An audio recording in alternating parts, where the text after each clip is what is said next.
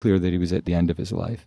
And there was a question that when somebody said, Kurt Vonnegut, what is your essential topic? I mean, I think as writers, we sort of dream that somebody will say, like, Cheryl Strayed, what's your essential topic? It's kind of intimidating, but it's also like, what do you have to say to the world? What are you really writing about? And I thought, well, it's Kurt Vonnegut. He's going to say, oh my gosh, the human condition, or the chaos of war, or the cruelty that we inflict on one another, or whether the species is too despicable to survive its own bad behavior, or any of these large bore things that I thought about when I thought about Vonnegut. And in fact, without even pausing, Cheryl, he said, I write again and again about my family. And anybody who knows Kurt Vonnegut, it is shocking because he, like a lot of great fiction writers and novelists, has really concealed his family. But if you read a book like Cat's Cradle, you realize that it's all about his relationship with his older brother, who was a brilliant scientist. And yes, it's about the peril of science and technology and how it may overrun us, but it's also about his relationship with his big brother. And so many of the books, when you trace his biography, are actually writing about family. That's what we're doing, because we move from one family in this world into the same family. No matter how hard we try, they're in our groundwater. They become who we are. And I thought about that as I sort of read over these letters in particular and what they're struggling with. I would say, if I were asked that question that Kurt Vonnegut was asked, I would say that I write about love, but it's really kind of the same thing. I think love and family, whether that means you got enough of it or if it was good love or bad love, or I think that we're all writing that. It does really make me think about like that difference between that family of origin, the place we all came from, and then the place we created. And of course, those two things can look very similar. I'm always struck by people who grew up and essentially replicated, the family that they came from. I think of my childhood as being one that was full of love, but also full of brokenness, just having divorced parents, not having a relationship with my father for most of my childhood, having my mother die young, and the struggles of poverty and all of the different struggles of my childhood. The center of it was happiness and love and light. And I think that, in the family I've created, that lives on, the core. I feel like I love my children essentially in the same way that I was loved by my mother. And yet everything about my childhood is different from their childhood. I think that essential thing that we carry forward, it can be the joy, it can be the light, or it can be the wounds and the sorrows. And those can be a little bit harder to detect. Right. We have a letter that I think sort of speaks to that collision in terms of the family that we came from and the family that we create very directly. Let's hear it. Dear Sugar, my dad is a recovering or perhaps currently relapsing alcoholic. He has violated my trust many times over the years, but the most recent incident was particularly painful. He and my mom were out visiting me right after the birth of my first child, a beautiful baby girl. One evening, I caught him sneaking gin out of my liquor cabinet. After processing what had happened, I asked him to leave. I had the unpleasant sensation of traveling back in time to the years before he went to rehab. Added to that was the fact that this was during such a special and fragile time for me, as I was figuring out how to be a mother to my precious 1-week-old baby. I couldn't believe he would behave how he did at such a time. He is at heart a good man, and I know he wants to be a good father and grandfather. And he has always been his own worst enemy. Given the conversation we had before he left, I know that he understands he has some serious trust to rebuild if he wants to have a good relationship with me and see his granddaughter. Several weeks have gone by, however, and he has not made any overtures to repair the situation. My mom told me he's seeking help, but he has said nothing to me about it. We don't talk on the phone much. Our relationship has never been a very comfortable one, even when he's sober. At this point, what should I do? A big part of me feels like it's up to him to initiate. He created the situation. On the other hand, my dad is in his 70s, and of course none of us know how long we have on this earth. I have to accept that he will never be the father I want him to be, but he's the only father I have. I'm so tired of being sad and angry about his failings, and I'm so tired of feeling guilty for being sad and angry because of how much he has done for me financially throughout my life, and how much I know he loves me. I think part of the challenge here is that I've never truly forgiven him for the hurt he has caused and is still causing my mom, my siblings, and me, and I have no idea how to do that. Where do I go from here, Sugar? Love, tired and confused. Well, I can see why she's tired and confused. She's a new mom, and she has a dad who shows up at her house, and you remember, Cheryl, what it's like in those earliest weeks where, this is her first child, and she walks into wherever it is, the liquor cabinet, and, he's got her gin in hand. There are two things about this detail to me that are so heartbreaking. One is that he would choose, in a sense, to drink her liquor in her home. And then the other thing that's heartbreaking about that is he's dependent enough and or destructive enough that he sabotages the possibility of this grandparental relationship and the trust that he's trying to rebuild with his daughter. It's just heartbreaking if you think about it, what sort of pressures were awakened in him that in this vulnerable moment in his daughter's life, he would betray her in this way. Yeah. Well, but nothing to me is surprising about that. And everything to me is heartbreaking about it. You said there's no reason that he would do those things, but actually there is a reason. And it's that alcoholism is a disease and he has it. I want to just sort of clarify. I think there are very complicated reasons that he would do Sure. that, but in the way that he did it. Why would a father in this circumstance reiterate this betrayal in his daughter's home? Yeah. Some part of him has to know that he is setting up a situation where he's going to get caught and that it is going to send him into exile. Of course he hasn't responded. He's ashamed. He's horribly ashamed of what he's done. And that shame was what led him to the gin bottle in the first place, and it's probably what's keeping him from reaching out to her. I agree. And I think too, the most powerful part of this letter is that here's somebody who's actually done the right thing. Right. She's protecting her boundaries. She, in a loving but firm way, asked her father to leave as soon as she understood that there was this trouble over this. This is something she's been dealing with for a long time. And so I think when you're at that place in your life, I would say to her, first of all, keep honoring those boundaries. Keep remembering that the life you have to protect is your own, in your family's life, the family you made. And try to remain open while protecting yourself. I think my greatest consolation when I've been at that kind of breaking point with people in my life who essentially have, diseases such as alcoholism, that really dictate in great measure the kinds of relationships we can have with them. My consolation has been literature.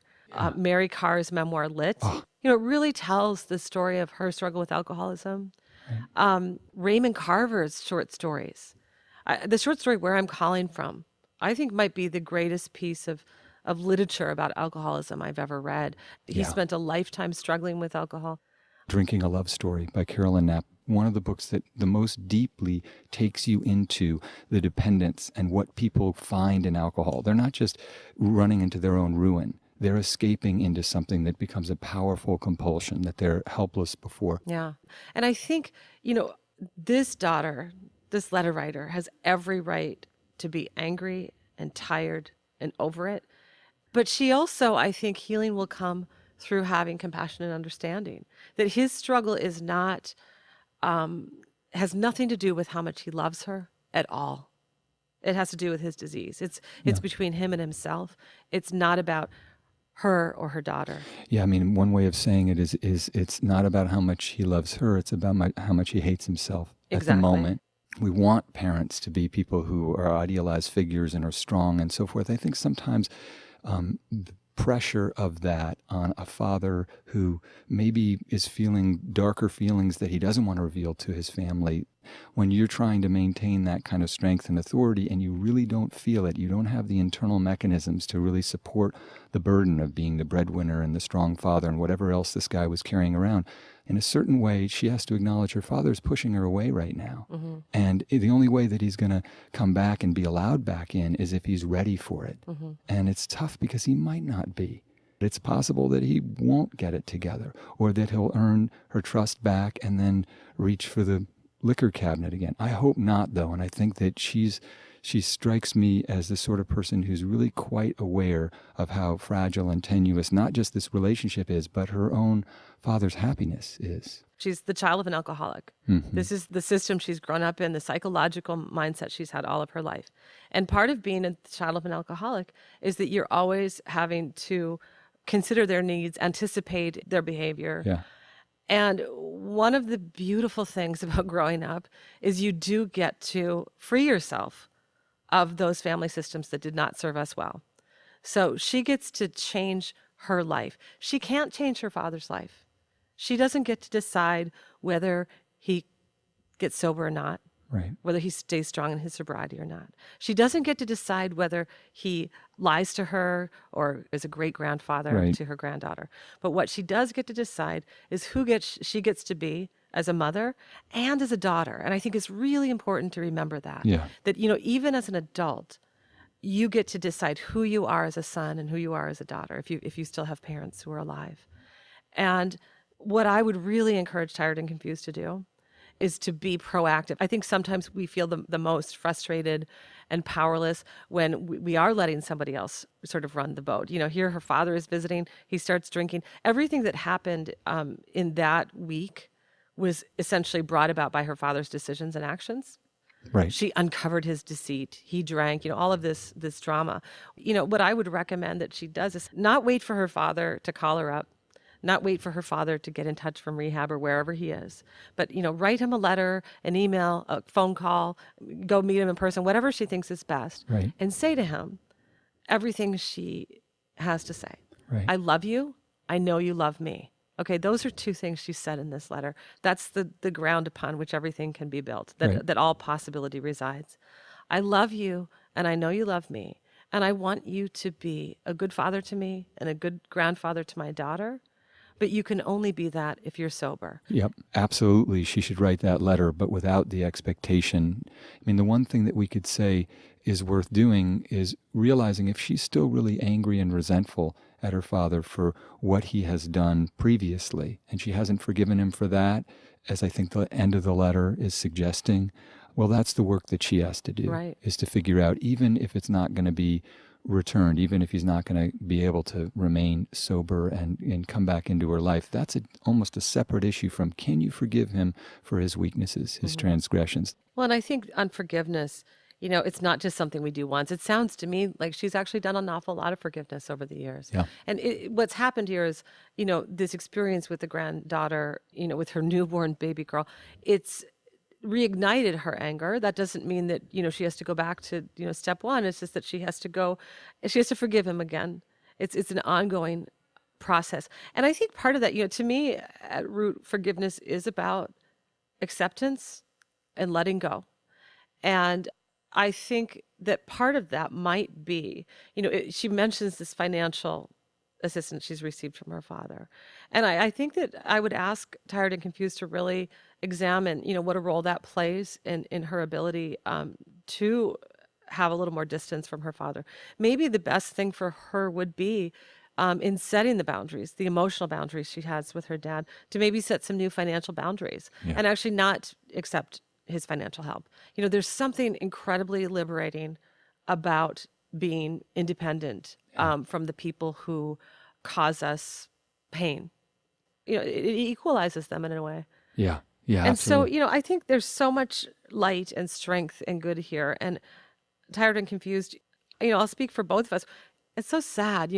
We have, I think when we have an experience like a new baby, life begins again. You feel like, okay, everything can be good. All of those mistakes, I made in the past, all those mistakes my parents or my family of origin made in the past, we can begin anew. We can be that ideal family that we've carried around in our heads. And then we find we can't be. The well things is come poisoned. crashing down around us. But I hope that Tired and Confused will remember just how much light really is in this letter. And we wish you all well. And congratulations on your new baby girl. Yes. Congratulations. Enjoy when they're little like that. They're so dear. The beast in me. Carry around inside of us. See, I was going to guess Sly and the Family Stone, but this is an even better one.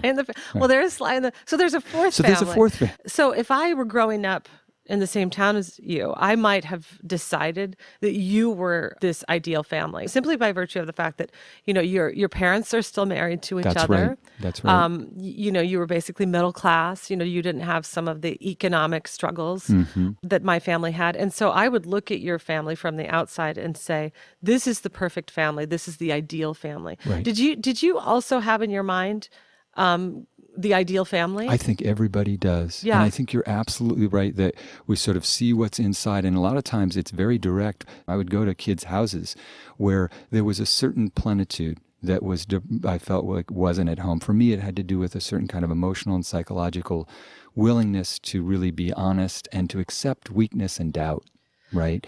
Here's a funny thing, Cheryl. When I was a kid, I was terrified of sleeping over at people's houses. And only when I would leave, I would get so anxious I'd have to be brought home. But what was interesting is when I was at those other kids' houses, I had this dream in my head. I had this idea in my head that there was this warm house and all my family was there and that I had a home there and it was comfortable and beautiful and nurturing.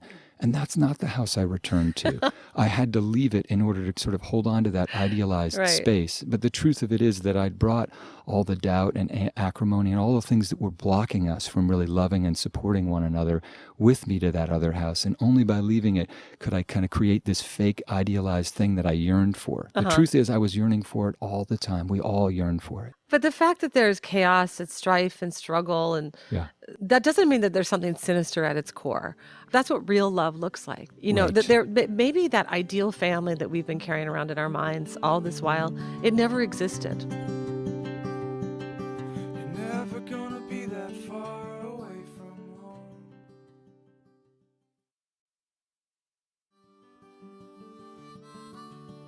So, Cheryl, I want to read a letter that is, in fact, in response to one of our previous letters where we're talking about the struggle around whether to have a third child or not.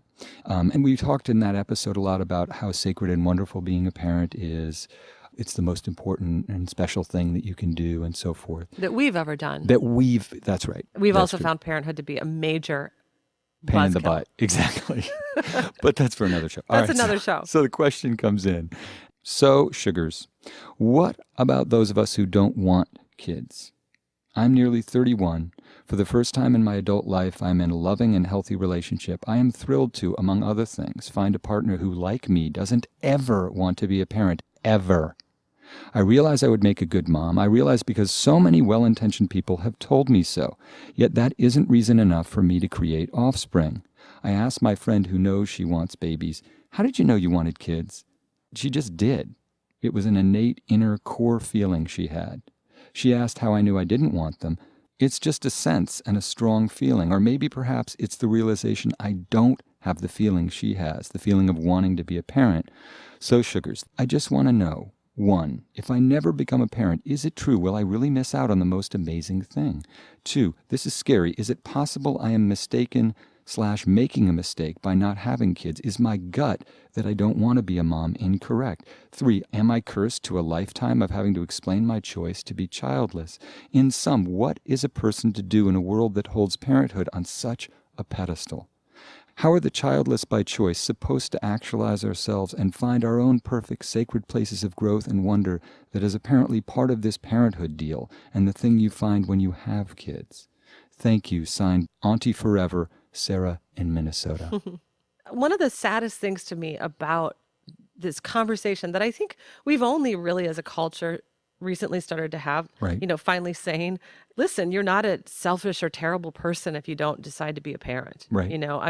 I just want to be so clear about this fact that there's no relationship between a meaningful life and being a parent. It is true that most people find parenthood to be extraordinarily meaningful.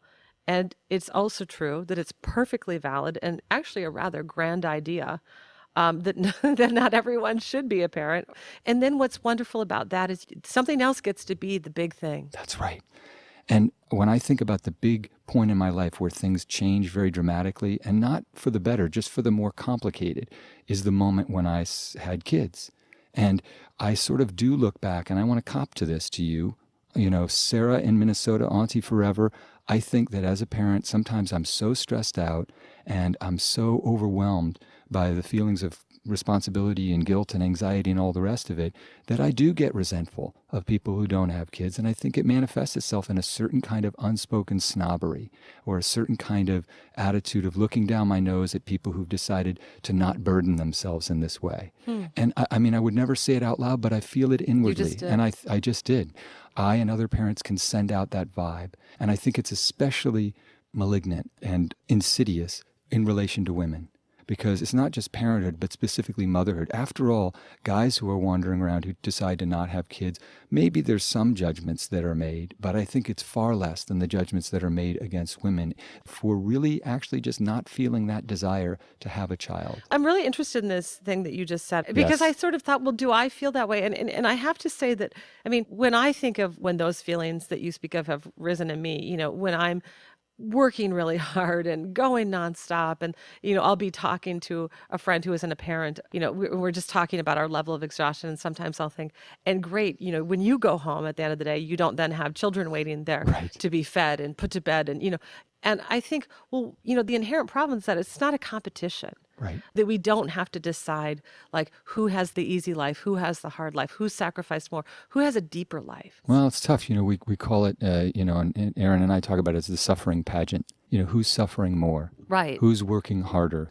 So let's bring somebody else into this conversation. Obviously, both of us did decide to become parents. Yes. I have 2 kids, you have 3. A writer who we both adore and admire, Elizabeth Gilbert. She's written about her decision, much like Sarah in Minnesota, to not be a mother. I'm such a huge fan of Liz Gilbert, especially her fiction. I think The Signature of All Things, the new novel that just came out, is such a beautiful book. And I also want to say, as we welcome her, that I get from her a wonderful Christmas card. And it's always like her and just say her wonderful husband. And they're always like in some wonderful place. I'm always Well-sexed, they well-rested, always look well-sexed. well-fed. Exactly. And again, it's like, it's that thing you do. You gaze at the train going the other direction, go, oh, wow. And then you try very hard not to be bitter because it's Liz Gilbert. So we're going to call her up. Yes. Hello. Hi, friends. Liz, we've been talking. Steve Almond receives your Christmas card, and I do not. Oh, I knew that was going to This get is so you. not fair. Oh, my God. Okay, but Yeah. just to be clear, it is not totally, completely Steve Almond who gets a Christmas card. Yeah, in It's fact, Steve Almond's daughter thank who you. gets a Christmas card from Yes. me. Which brings us to our question, actually. Yes. Because Yeah. I have to say, this is a serious question, and it's an understandably confusing one. And it's a question that I've spent a lot of time thinking about, and it's a question that drove me kind of to the brink of madness. There is a certain kind of existential calmness that can come in a way from having kids in terms of making your life have meaning, right? It's Right. a very real way for your life to have meaning. When you have that crisis of what is it all about, you can look at your kids and say, That's what oh, it's this all is what about. it's all about, right? Yeah. I'm part of the cycle of life. This is what I came from. This is what I'm passing on. And that can give you a certain reassurance in your soul that it's no joke to step away from. To step away from that means you have to find other ways to find that sense of meaning in your life because you're not going to have that answer. So these are questions I struggled with when I was 30 and I was married, and I'd gotten married with the assumption that we would have kids, and then I had a total nervous breakdown when I turned 30 because I didn't want to. And all of society pushes you to want to, and I was on the path to want to, but the problem was I just didn't want to. And I ended up doing something that was really important. I ended up spending probably a year asking every single woman I met, no matter what her age was, no matter what her situation was, what her experience was with either having children and not having had children. And because I came at them from such a vulnerable and confused place about it, they were really candid with me. And I heard hundreds of stories. I heard from women who said it was the best thing they had ever done. I heard from women who looked on the outside to me like terrific mothers and happy families who confessed that if they had it all over to do again, they wouldn't have kids. Yeah. I heard from women who were childless and regretted it deeply. There was just this huge variety of experience. And I think what I finally realized was that I'm looking for one answer. I'm looking for one truth. And there isn't one answer or one truth. There are multiple truths for every woman's life, and none of these women can answer this question for me. I'm going to have to come to my own truth about this. And my own truth was that every single molecule in my body said, don't do this.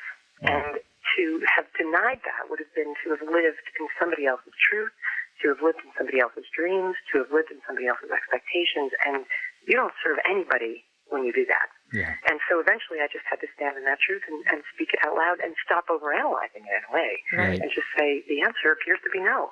Right. I think that women especially, but just in general, people are sent the message that, almost like with love, that there's just either you know or you don't. And in Liz's case, you're quite fortunate to have a very clear sense of this and to be able to, after really anguishing over it for a time, say, it's clear cut. This is just not what I want to do with my life. I want to do other things with my life. For, I think, Sarah in Minnesota, what you're struggling with is questioning that gut. It sounds to us from her letter as if she really doesn't want to have kids, and she's found somebody who wants to have a loving relationship with, who agrees with that. And she has to maybe trust that, but it's also true that her feelings might shift, and she has to be open to that possibility as well, at least at the age of 31. People evolve and they change. If you had talked to my wife, Erin, at 24, 25, she would have said, I have no interest in children. And she might have even said the same thing at, 29 or 30 because of, for whatever reason. But as it turns out, she was profoundly interested in having that experience in her life, and it kind of took her by surprise. I'm just making an argument that as well as she can, Sarah in Minnesota, you have to really do the work that Liz is talking about in terms of really examining not what other people say the solution is, but what you feel. Is this the beginning of a nagging doubt that's trying to tell you something, or is this really something that's being put on you by a culture that does, as she writes, I think quite eloquently, put parenthood up on a pedestal and essentially pressure people to feel that their lives aren't full enough or rich enough if they don't have kids? Well, one of the things that Sarah asks, and I want you to address this, Liz, that she says, well, what replaces that? If I'm not a mother, what do I have? And my answer to that is like all the rest of life. There's so much. But in a real way, though, I would love to hear what you have to say about that, Liz. Okay, first of all, I have to say that it's interesting, and I'm not criticizing it, it's just the way the world works, that you have to defend why you don't have children, Right. but you don't have to defend why you do have them.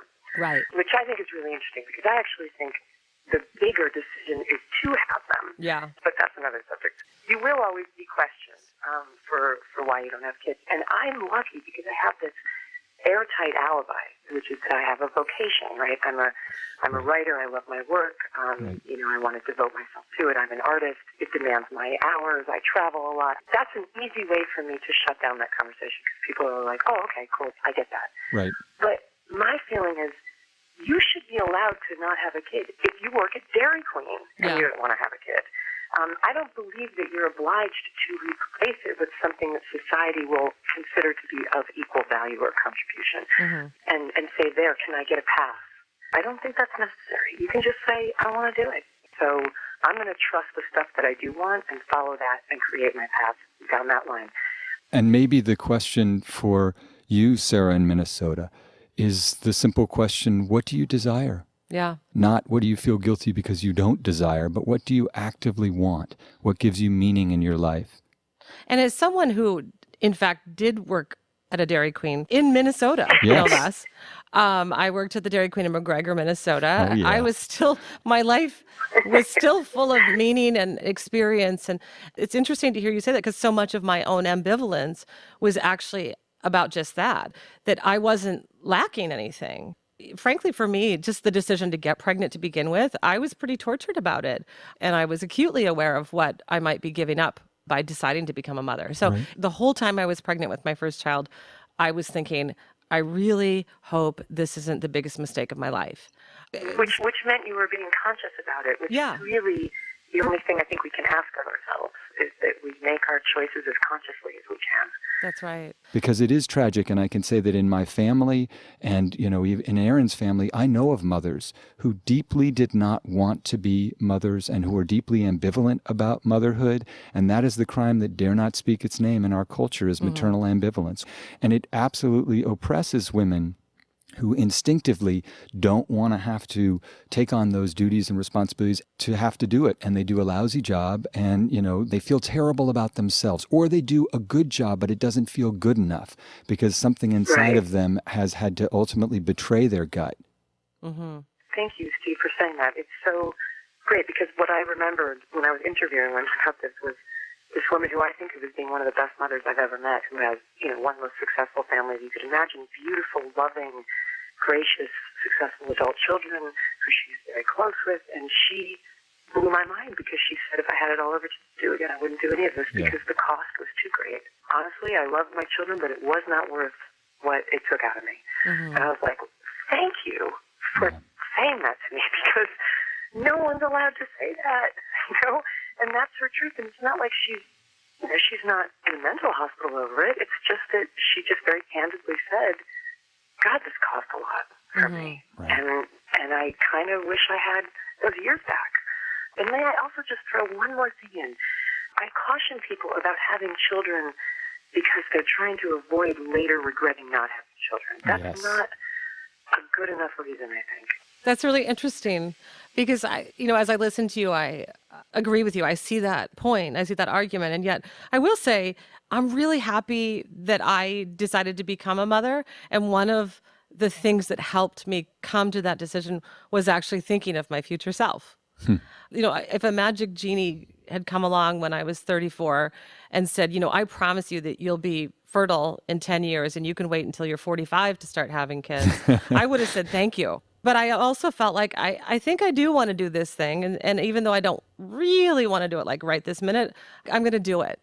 And it was thinking about what I, wished I would have 10 years down the road, which is to have a couple kids. So that tips the scale for you. Yeah, it did. The future self tipped the scale. But I think that's the beauty of life. And this is the embrace of life. Like, I love that story you just told about the friend who has the gracious, beautiful children and who says, if I could do it all over again, I wouldn't do it. And, what I love is the possibility that we're wise enough and smart enough that we can embrace that complexity and know that she's not saying that she doesn't absolutely love her children, right, and that she's not saying she doesn't treasure the many years they've had together. She's saying she can envision a different life for herself, and maybe going back in time, it's the road she would have taken. It doesn't obliterate what's beautiful about the road she did take. Right. And I think that we can say, listen to Liz and think about what you want in the moment, and listen to Cheryl and think about your future self, and maybe put both of those things into the pot and stir. And what you can come up with is maybe, a few different wisdoms that will lead you in the right direction. I truly hope so. And I hope that my hope for everybody always is that whatever decisions they make about their lives, they can reconcile to a point of peace and calmness about it, And when people say to me, or I hear people say, you'll never know the experience of love that I know from having kids, I say, you are totally right. I would never question that in a million years. I can't even begin to imagine it because I've never had that encounter and I've never had that experience. But I also decided a long time ago that I don't have to have every human experience that there is in this one lifetime. Right. And there are certain experiences that I've had that other people can never imagine. We can't imagine each other's lives. We can only dream up our own. Liz, thank you so much for spending time with us. I think I speak for everybody, Cheryl and myself certainly, and probably all our listeners, in saying whenever you want to drop by, you're welcome. Oh, thank you. And whenever you want to give me a call, I'm always happy to hear from you guys. And your podcast is lovely. Thanks so much. Bye. Sarah in Minnesota. Head by the wonderful Dairy Queen in McGregor, Minnesota. Get a soft serve cone and, sit on a bench in the sunshine and think, what are the sacred places of growth and wonder that I want in my life? What are the things that you do want to be a part of your life? I think that's great advice for Sarah. And the piece that I'd add, Sarah, is that, whatever path you choose will be a good one. If you decide to become a parent, probably being a parent will be one of the most important and meaningful and profound experiences of your life. Right. You'll learn a lot. You'll see yourself in a new way. You'll love in a new way. And if you don't become a parent, we can't predict what else it'll be. Life is full of all kinds of things. Right. But parenthood, it takes up a lot of space and something has to go. There are things that I have missed in the last 10 years because I was so focused on being a mother. I did a whole bunch of other things in the last 10 years too, and they were important to me. So, I just want to say, take a deep breath and trust yourself, trust your gut on this. Right. Find your desire. That most amazing thing that for some people is having kids and being a parent, for you, it might be something else. That's right. And good luck. Good luck. So is it any wonder that I roam? Dear Sugar Radio is produced by WBUR in Boston. We are produced and edited by Lisa Tobin. Engineering and production help by Jim Brumberg. And you can write to us at dearsugarradio@gmail.com. And also remember to listen and subscribe on iTunes. We are grateful for all your support, all your letters, all your ears. Loose and fancy free.